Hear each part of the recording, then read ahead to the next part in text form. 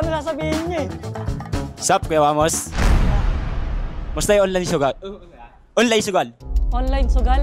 Kamusta? Balita ako, marami ka na na-i-scam at nabubudol ah. Sayang eh, wala na eh. Imbis na i-motivate mo yung mga Pilipino sa tamang gawain, i-motivate mo yung mga Pilipino sa sugal. Tama ba yun? Oo. Tingnan mo yung kapatid mo ngayon, imbis na paldo na, bumaba pa. Ano nangyayari? Sa bagoong napunta. Sana ano naman. Ikaw ba may trabaho ka? Tatanungin kita. Meron naman. Anong trabaho mo? Bakit kailangan mong insultuhin yung mga nagtitinda ng mga bago? Tumataas yung bibig. Sabi ko lang. I-motivate mo yung tao. I-motivate mo yung tao, yung Pilipino sa tamang gawain. Kasi kung hindi mo i-motivate yung Pilipino sa tamang gawain, malulubog ang Pilipino. Tama! Kasi kung ano ang sugal?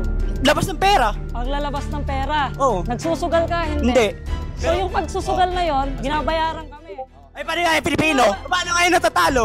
Paano natatalo? Paano natatalo?